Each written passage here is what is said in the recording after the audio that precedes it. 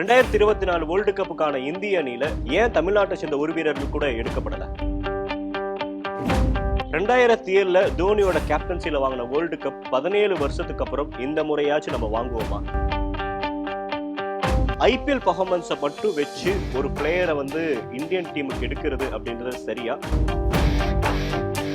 ஓவராலா இந்தியன் டீம்ல இருக்கக்கூடிய இந்த 15 பிளேயர்ல யாரெல்லாம் பிளேயிங் லெவல்ல விளையாட போறாங்க? 2022 T20 வேர்ல்டு கப்புக்கான இந்திய அணி அறிவிக்கப்பட்டிருக்கு. இந்த இந்திய அணியில எந்தெந்த பிளேயர்ஸ் எல்லாம் இடம் பிடிச்சிருக்காங்க, எந்தெந்த பிளேயர்ஸ்க்குலாம் வாய்ப்புகள் மறுக்கப்பட்டிருக்கு அப்படின்றத பத்தி பேசலாம்.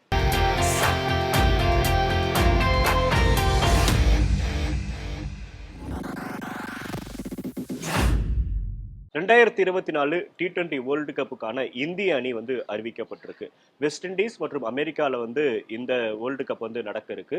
ஓவராலா 20 டீம் இதுல கலந்துக்கிறாங்க. ஒவ்வொரு டீமும் அந்த 4 பிரிவுகளா பிரிக்கப்பட்டு அந்த டீமுக்குள்ள அவங்க மோதிக்கிறாங்க. இந்திய டீமை பொறுத்த வரைக்குமே யாரெல்லாம் இருக்க போறாங்க அப்படின்ற அறிவிப்பு கிட்டத்தட்ட ஒரு 1 வீக்காவே பேசப்பட்டு இருக்கு. சோ இன்னைக்கு நடந்த மீட்டிங்ல பிசிசிஐ செக்ரட்டரியாக இருக்கக்கூடிய ஜெய்சா அவர்களும் அஜித் அகர்கர் பிசிசியோட செலக்டர் அஜித் அகர்கர் சேர்ந்து ஒரு 15 பேர் கொண்ட டீம் அனௌன்ஸ் பண்ணிருக்காங்க. கேப்டன் யார் பண்ணுவாங்க அப்படிங்கறத குழப்பம் எல்லாம் வரக்கூடாதுன்றதுக்காகவே முன்னாடி ஒரு 2 மாசத்துக்கு முன்னாடி அதுக்கான ஹிண்ட்ஸ் பிசிசிஐ கொடுத்திருக்காங்க. ரோஹித் சர்மா தான் கேப்டன் பண்ண போறாரு அப்படின்னு சொல்லிட்டு. விராட் கோலி இருப்பாரா இருக்க மாட்டாரா அப்படின்னு நிறைய குழப்பங்கள்லாம் இருந்துச்சு. விராட் கோலி இல்லாம ஒரு இந்தியன் டீம் இருக்குமா, என்ன யோசிக்கிறீங்க அப்படின்னு சொல்லிட்டு விராட் கோலியும் எடுத்திருக்காங்க. சோ ஓவராலா பிளேயிங் 15 பேர் கொஞ்சம் டீம் யாரெல்லாம் இருக்காங்க அப்படின்னு நான் சொல்லிடுறேன். ரோஹித் சர்மா, ஜெய்ஸ்வால், கோலி, சூரியகுமார் யாதவ், ரிஷப் பண்ட், சஞ்சு சாம்சன், ஹர்திக் பாண்டியா, சிவம் தூபே, ரவீந்திர ஜடேஜா, அக்ஷர் பட்டேல், குல்தீப் யாதவ், சஹல், ஹர்தீப் சிங், ஜஸ்பிரீத் பும்ரா, முகமது சிராஜ். அதை தாண்டி பெஞ்ச்ல இருக்கக்கூடிய அதாவது டிராவலிங் பிளேயர்ஸா இருக்கக்கூடிய பாத்தீங்க அப்படின்னா ரிங்கு சிங், சுப்மன் கில், கலீல் அகமது, ஆவேஸ் கான். இதுதான் ஓவராலா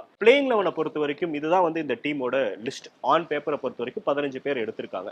சோ இதுல எந்தெந்த பிளேயர்ஸ் பிளேயிங் லெவல் இருக்க வாய்ப்புகள் இருக்கு அப்படின்றத பாக்குறப்ப ஓபனிங் பொறுத்த வரைக்குமே ஜெய்ஸ்வால் பிளஸ் ரோஹித் சர்மா அவங்க லெஃப்ட் ரைட் காம்பினேஷன் தான் அவங்க மேக்ஸிமம் இந்தியன் டீம் ப்ரிஃபர் பண்ணுவாங்க. அது மட்டும் இல்லாம ராகுல் டிராவிட்டுக்கு ஜெய்ஸ்வால் மேல ஒரு பெரிய நம்பிக்கையும் இருக்கு. ஃபர்ஸ்ட் இந்த ஐபிஎல் பொறுத்த வரைக்கும் ஒரு 5-6 மேட்ச்ல அவர் அந்த அளவுக்கு பெர்ஃபார்ம் பண்ணலினாலுமே மும்பை எகென்ஸ்டா ஒரு 100 அடிச்சு ஒரு பெரிய பிளேயர் தான், என்னால ஈஸியா ஃபார்முக்கு வந்துட முடியும் அப்படின்றத ப்ரூவ் பண்ணிருக்காரு. ஜெய்ஸ்வால் ஒரு தரமான பிளேயருங்க. அவரை பத்தி நம்ம எந்த வகையிலுமே அவரை குறைச்சு மதிப்பிட முடியாது. சோ ஜெய்ஸ்வால், ரோஹித் தான் ஓப்பனிங் இறங்க போறாங்க. ஒன் டவுன் கோலி, அதுக்கப்புறம் சூரியகுமார் யாதவ். ரீசெண்டா சூரியகுமார் யாதவ் பாத்தீங்க அப்படின்னா ஒரு ஆன் ஆஃப் கண்டிஷன்ல தான் ஆடிட்டு இருக்காரு. ஒரு மேட்ச் திடீர்னு பார்த்தா 33 பாலுக்கு 75 ரன் அடிக்கிறாரு. அடுத்த மேட்ச் பார்த்தா டக் அவுட் ஆகுறாரு. அவர்கிட்ட ஒரு கன்சிஸ்டன்சி அப்படின்றது இல்லாம இருக்கு. பட் அவரு இந்தியன் டீம் ஜெர்சியை போட்டு ஆடுறப்ப எப்படி ஆடுவாரு அப்படின்றது நம்ம சொல்ல தேவையில்லை. 5வது இடம் அப்படின்றது ரிஷப் பண்ட் அல்லது சாம்சன். 2 பேர்த்துல யாரோ ஒருத்தருக்கு தான் அந்த வாய்ப்புகள் கொடுக்கப்படும். எனக்கு தெரிஞ்ச மேக்ஸிமம் அவங்க ரிஷப் பண்ட்டுக்கு தான் போவாங்க. ஏன்னா ரிஷப் பண்ட்டை பொறுத்த வரைக்கும் ஒயிட் பால்ல அவர் எவ்வளவு ஒரு கில்லாடி பிளேயர் அப்படின்னு நம்மளுக்கு தெரியும். ஸோ ரிஷப் பண்ட்டுக்கு போவாங்க. அபிஷா சஞ்சு சாம்சன் பெஞ்சில தான் உட்கார போறாரு. இன்கேஸ் சஞ்சு சாம்சனுக்கு பிளேயிங் லெவல் இடம் கிடைச்சிச்சு அப்படின்னா சவுத் ஆப்பிரிக்கா சீரீஸ்ல ஒரு எவ்வளவு அழகான ஒரு செஞ்சுரி அடிச்சாரு. சேம் டைம்ஸ் இப்போ அவர் எவ்வளவு மெச்சூர் பிளேயரா மாறி இருக்காரு அப்படின்றது இந்த ஐபிஎல் நாக்ஸை பார்த்தே நம்மளுக்காக தெரிய வரும். லாஸ்டா எல்ஏஜி அகேன்ஸ்டா 33 பால் 75 சம்திங் ரன் ஏதோ அடிச்சிருந்தாரு. ஸோ கேப்டனாவும் ஒரு பிளேயராவுமே தன்னை இம்ப்ரூவைஸ் பண்ணிருக்காரு. சோ சாம்சனுக்கு விளையாட வாய்ப்புகள் கொடுக்கப்படுமா அப்படின்றது தெரியல. அடுத்தது ஹர்திக் பாண்டியா. ஹர்திக் பாண்டியாவை 15 பேர் கொண்ட குழுல அவரோட பேர் பாக்குறப்ப ஷாக் ஆகல.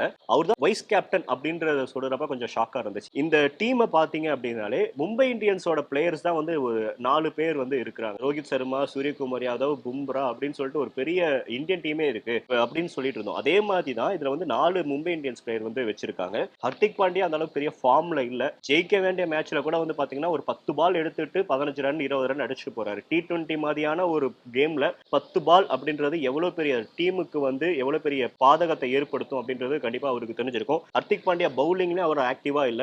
இந்த வேர்ல்டு கப்புக்கு முன்னாடி எல்லாம் ரோஹித் சர்மா சம்திங் ஏதோ செலக்டர்களா சொல்லியிருந்தாங்க பவுலிங் ஆல்ரவுண்டர் எங்களுக்கு வேணும் அப்படின்னு சொல்லிட்டு. சோ அதுக்காக தான் எல்லா மேட்ச்லயும் பாத்தீங்க அப்படின்னா பவர் பிளேல ஃபர்ஸ்ட் ஓவரே அவர் போட்டு 10 ரன் 15 ரன் கன்சிடர் ரன் கொடுத்துட்டு இருந்தாரு. சோ ஹர்திக் பாண்டியா பவுலிங்ல அந்த அளவுக்கு ஃபார்ம்ல இல்ல. பட் அவரை ஏன் எடுத்திருக்காங்க அப்படின்றது தெரியல. ஓகே, அவரை பொறுத்த வரைக்கும் அவர் இந்தியன் டீம் ஜெர்சியில அவரு பெர்ஃபார்ம் பண்ணக்கூடிய ஒரு பிளேயர் தான் அப்படின்றத பிசிசிஐ நம்புறாங்க. சேம் டைம் கோச்சா இருக்கக்கூடிய ராகுல் டிராவிட்டும் நம்புறாரு. 7வது இடத்தை பொறுத்த வரைக்கும் ஜடேஜா, அக்ஷர் பட்டேல். அவங்களுக்கு எந்த பிச் கண்டிஷனா இருந்தாலும் என்ன, அவங்களோட மாயாஜால சூழலை காட்ட ஆரம்பிப்பாங்க. ரொம்ப எதிர்பார்க்கப்பட்டது 8வது இடத்துல செஹலை எடுத்திருக்காங்க. எவ்வளவு கில்லாடியான ஒரு பிளேயர் அவரு. அழகா தூக்கி போட்டு விக்கெட் எடுக்கக்கூடிய ஒரு பிளேயர். ஏன் அவருக்கு எந்த இடத்துலயும் வாய்ப்புகளே கொடுக்க மாட்டீங்க? அவர் நல்ல பிளேயர் பிளேயருங்க, அவரை நம்பி எடுங்க அப்படின்னு சொல்லிட்டு இந்தியாவை தாண்டி இருக்கக்கூடிய ஆஸ்திரேலியன் ஃபார்மர் கிரிக்கெட்டர் எல்லாமே வந்து பேசுற அளவுக்கான ஒரு ரொம்ப பிஸ்தாவான பவுலர் அவரு. ஆனா அவரை வந்து தொடர்ந்து நிராகரிச்சுட்டே இருந்தாங்க. இந்த முறை சஹால் நீங்க வாங்க எங்களுக்கு விக்கெட் எடுத்து கொடுங்க அப்படின்னு சொல்லி கூப்பிட்டுருக்காங்க. பட் பிளேயிங் லெவல்ல அவர் இருப்பாரா அப்படின்றது கொஞ்சம் டவுட் தான். ஏன்னா குல்தீப் யாதவ் இருக்கிறாரு, China man bowling, Rohit Sharma, Kuldeep Yadav அவங்க ரெண்டு பேத்துக்கான காம்போ அப்படின்றது ரொம்ப நல்லா இருக்கும். ரோஹித் சர்மா பொறுத்த வரைக்கும் டீம்ல எந்த இடத்துலயும் அதோட ரேப்போ கம்மியாயிடக்கூடாதுன்னு நினைக்கக்கூடிய ஆள் தான். ஸோ குல்தீப் யாதவ் தான் எகேன் அவர் ப்ரிஃபர் பண்ணுவாரு. Same times 3 bowling Siraj, Hardeep Singh, Bumrah. இந்த 3ல எனக்கு பொறுத்த வரைக்கும் சிராஜ் அந்த அளவுக்கு ரிதம்ல இல்ல. பும்ராவுமே வந்து பழைய பும்ராவை நம்ம பார்க்கல. 4 ஓவர் 13 ரன் போட்டு 2 விக்கெட் இருக்கக்கூடிய பும்ராவை இன்ன வரைக்கும் நம்ம பார்க்கல. மும்பை இந்தியன்ஸ்லயும் அந்த பும்ராவை வெளிக்கொண்டு வரல. ஸோ இதுதான் பிளேயிங் லெவனா இருக்க போகுது. இதுல பொறுத்த வரைக்கும் பவுலிங் டிபார்ட்மெண்ட் கொஞ்சம் நம்ம வீக்கா இருக்கிற மாதிரி நம்மளுக்கு தோணுது. கம்பேரிட்டிவ் அதர் டீம்ல இருக்கக்கூடிய ஃபாஸ்ட் பவுலிங்கை பார்க்குறப்ப பும்ராவை தவிர மற்ற இந்த பவுலர்ஸ் எல்லாம் வந்து அந்த அளவுக்கு ப்ராமிசிங்கான பவுலர்ஸா அப்படின்னு தெரியல. பெஞ்சில் பொறுத்த வரைக்கும் கண்டிப்பா வந்து சிவம் தூபே எடுத்திருக்காங்க. பட் அவர் இறங்குவார், வாய்ப்புகள் கொடுக்கப்படுமா அப்படின்னு தெரியல. கில்லுக்கும் கண்டிப்பா வாய்ப்புகள் கொடுக்கப்படாது.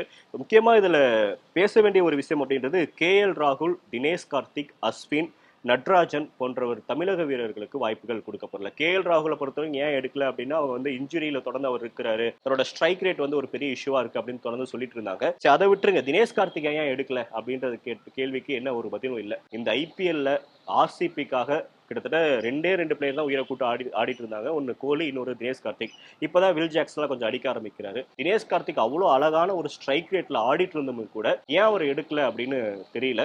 நட்ராஜனுக்கு வாய்ப்புகள் கொடுக்கப்பட்டிருக்கணும் அப்படின்றதுதான் எல்லாரோட கேள்விகளும். இந்த IPL பொறுத்த வரைக்கும் பவுலர்ஸ் வந்து அந்த அளவுக்கு டாமினேட் பண்ண முடியல, பேட்ஸ்மேனோட டாமினேட்டிங் தான் அதிகமா இருக்கு அப்படின்னு தெரிஞ்ச மேட்ச்ல கூட அவர் 4 ஓவர் போட்டு 45-50 ரன் கொடுத்து ஒரு விக்கெட்டை முக்கியமான சமயத்தில் எடுத்து கொடுக்கிறார். அப்படியேப்பட்ட ஒரு பிளேயரை வந்து நீங்க தொடர்ந்து நிராகரிக்கீங்க அப்படின்னா இது பேரு என்ன அப்படின்ற மாதிரி வருது. இதுலயும் அரசியல் செய்யறாங்களா அப்படின்னு வந்துச்சு. ஏன்னா 2023 வேர்ல்டு கப் 50 ஓவர் வேர்ல்டு கப்லயுமே தமிழ்நாட்டை சேர்ந்த வீரர்களுக்கு வாய்ப்புகள் கொடுக்கப்படாம இருந்துச்சு. சோ இதுலயும் வந்து தமிழக வீரர்கள் புறக்கணிக்கப்படுறாங்களா, இந்த அளவுக்கு ஃபார்ம்ல ஆடியும் கூட அவங்க புறக்கணிக்கப்படுறாங்களா, குறிப்பா சாய் சுதர்சன், ஷாருக் கான் போன்ற பவுலர்ஸ்க்குலாம் ஏன் நீங்க வாய்ப்புகள் கொடுக்கல அப்படின்ற மாதிரியான விமர்சனங்கள் வர ஆரம்பிச்சிருக்கு. IPL ஒரு பிளேயர் நல்லா பெர்ஃபார்ம் பண்றாரு, அவருக்கான வாய்ப்புகள் கொடுக்கப்படும் அப்படின்னு பாத்தீங்க அப்படின்னா சென்னையில ஆடுற ருத்ராஜ் கெய்க்வாட்டை நீங்க ஏன் எடுக்கல அப்படின்ற கேள்வி வரும் இல்லையா. கிட்டத்தட்ட 2 செஞ்சுரி இந்த IPL மட்டுமே அடிச்சிருக்காரு. ஒவ்வொரு மேட்சும் கன்சிஸ்டா 30+ வந்து அடிக்கிறாரு. அப்படி இருக்கக்கூடிய ருத்ராஜ் கெய்க்வாட்டுக்கு ஏன் வாய்ப்புகள் கொடுக்கல அப்படின்ற மாதிரி கேள்விகள் வர ஆரம்பிக்குது. இந்த வேர்ல்டு கப்பை பொறுத்த வரைக்கும் முக்கியமா கவனிக்கக்கூடிய ஒண்ணு, ரோஹித், கோலி போன்ற 2 ஜாம்பவான்களோட கடைசி T20 வேர்ல்டு கப்பா இருக்க வாய்ப்புகள் அதிகமா இருக்கு. ஏன்னா ரோஹித் சர்மா பொறுத்த வரைக்கும் 37வது பர்த்டேவா இப்பதான் ரீசெண்டா கொண்டாடினாரு. ஸோ இதுக்கப்புறம் அவங்க வந்து ஒரு T20 50 ஓவர் டெஸ்ட் மாதிரியான இதை விட T20ல வந்து அவங்க ஏஜ் அப்படின்றது ஒரு பெரிய ஃபேக்டரா இருக்கும். ஸோ இந்த வேர்ல்டு கப்பை எப்படியாச்சும் வாங்கிடணும் அப்படின்னு சொல்லிட்டு ரோஹித், கோலி அந்த காம்போ வந்து ரொம்பவே முயற்சி பண்ணுவாங்க. ஸோ இந்த வேர்ல்டு கப் அப்படின்றது ரொம்ப சவாலான ஒரு வேர்ல்டு கப்பா இருக்க போகுது. ஆனா IPL நம்ம பார்த்துட்டு அதே மாதிரியான போய் மேட்ச் எல்லாம் வந்து நம்ம வேர்ல்டு கப்ல பார்த்துட முடியாது. 200 250 அப்படின்ற ஸ்கோர்லாம் வராது. 180 160 அப்படின்ற ஸ்கோர் தான் வரும். அதற்கான காரணம் வெஸ்ட் இண்டீஸ் வந்து ஒரு ஸ்லோ பிட்ச் தான். ஸோ ஸ்லோ பிட்ச்ல அதுக்கேற்ற ஒரு பவுலிங் கண்டிஷன், அதுக்கேற்ற ஒரு பிளேயிங் லெவனை எந்த டீம் வச்சு ஆடுறாங்களோ அந்த டீம் தான் வேர்ல்டு கப் அடிக்கும். ஸோ இந்த இந்தியன் டீமை பொறுத்த வரைக்கும் யார் யாரெல்லாம் இறங்க வாய்ப்புகள் இருக்கு அப்படின்னு நீங்க நம்புறீங்க? இந்த டீம் 2007ல தோனி வாங்கி கொடுத்த வேர்ல்டு கப்பை 17 வருடம் கழித்து இந்த டீம் வாங்கி கொடுப்பாங்களா அப்படின்றத பத்தி உங்களோட கருத்து என்ன? பதிவு செய்யுங்க. நன்றி, வணக்கம்.